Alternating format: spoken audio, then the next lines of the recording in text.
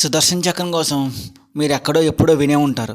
విష్ణుమూర్తి అవతారాల్లో సుదర్శన చక్రాన్ని ఎక్కువగా ఉపయోగించింది శ్రీకృష్ణ అవతారంలోనే. మిగిలిన అవతారాల్లో సుదర్శన చక్రం వాడినట్టు మరెక్కడ అంతగా కనబడదు. శ్రీకృష్ణ అవతారం ముగిసిన తర్వాత సుదర్శన చక్రం ఎక్కడుందో మీకు తెలుసా? మహాభారత యుద్ధ అనంతరం సుదర్శన చక్రం ఏమైంది? ఇప్పుడు ఒకసారి చూద్దాం. శ్రీ మహావిష్ణువు యొక్క ఆయుధాల్లో సుదర్శన చక్రం ఒకటి.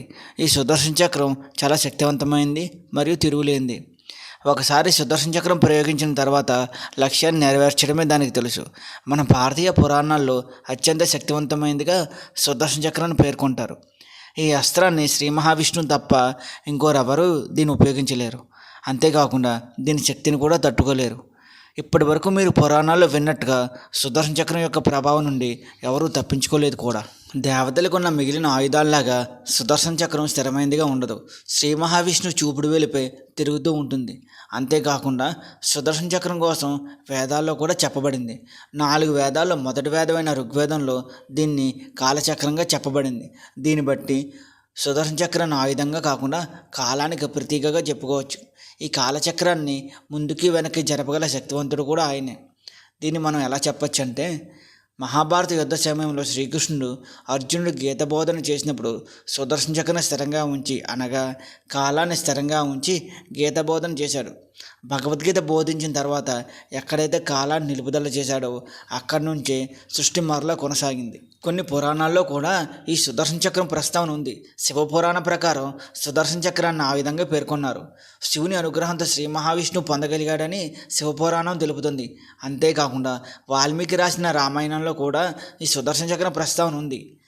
మరికొన్ని శాస్త్రాల్లో సుదర్శన చక్ర ప్రస్తావన ఎలా ఉందో కూడా తెలుసుకుందాం. దేవతల గురువైన బృహస్పతి త్రిమూర్తుల శక్తిని ఏకం చేసి ఈ సుదర్శన చక్రాన్ని తయారు చేశారని తెలుస్తుంది. ఈ ఆయుధాన్ని శ్రీ మహావిష్ణువుకి సమర్పించారని కూడా తెలుస్తోంది. ఎవరైతే సృష్టిలో చెడు పనులు చేస్తూ సృష్టికి విఘాతం కలిగిస్తారో వారిని శిక్షించడానికి శ్రీ మహావిష్ణువు ఈ సుదర్శన చక్రాన్ని ప్రయోగిస్తారు. కానీ కొంతమంది అభిప్రాయ ప్రకారం శ్రీ మహావిష్ణువు ప్రతి కథనాల్లో ఈ సుదర్శన చక్ర ప్రస్తావన ఉంటుంది. శ్రీ మహావిష్ణువుకి వేరెవరో ఈ సుదర్శన చక్రం ప్రసాదించారు అనేది నమ్మశక్యంగా లేదని మరికొందరి అభిప్రాయం.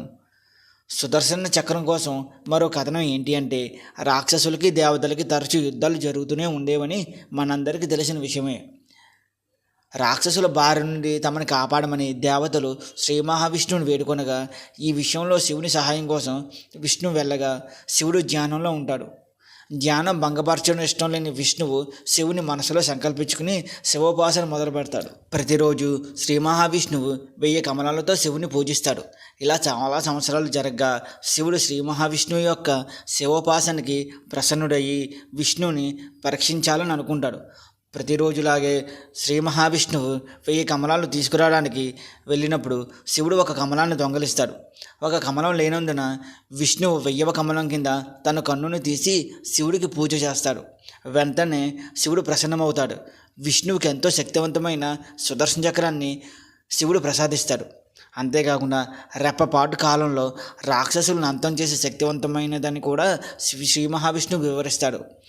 అంతేకాకుండా వామన పురాణంలో సుదర్శన చక్రం మధ్య భాగం వజ్రంతో చేయబడిందని కూడా ఉంది. మరికొన్ని కథనాల్లో శ్రీకృష్ణుడు గోవర్ధనగిరిని ఎత్తినప్పుడు దాని కింద సుదర్శన చక్రం ఉంచాడని తెలుపుతున్నాయి. పరమశివుడు సతీవియోగంతో ఉన్నప్పుడు సతీదేవి శరీరాన్ని తన భుజాలపై వేసుకుని లోకాలన్నీ తిరుగుతున్నప్పుడు శ్రీ మహావిష్ణువు తన సుదర్శన చక్రాన్ని ఉపయోగించి సతీదేవి శరీరాన్ని 51 ముక్కలుగా చేసి అవి భూమి మీద పడేటట్టు చేశాడు. అవే ఇప్పుడు 51 శక్తిపీఠాలుగా ఏర్పాటు చేశారని తెలుస్తుంది. ద్వాపర యుగం ముగిసిన తర్వాత శ్రీకృష్ణుడు అవతారం చాలించిన తర్వాత శ్రీకృష్ణుడితో పాటు సుదర్శన చక్రం కూడా మట్టిలో కలిసిపోయిందని అంటారు. దాని తర్వాత ఈ సుదర్శన చక్ర ప్రస్తావన మనకి ఇంకెక్కడా కనబడదు.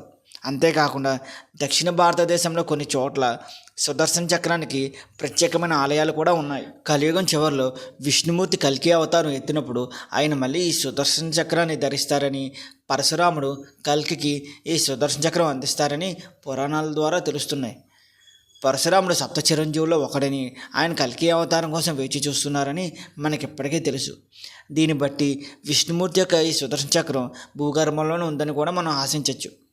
అది అవసరమైనప్పుడు బయటపడి విష్ణుమూర్తి కల్కి అవతారం ఎత్తినప్పుడు తన వద్దకు చేరి సృష్టిలో దుష్ట శిక్షణలో భాగంగా కల్కికి సహాయపడుతుందని తెలుపుతున్నాయి.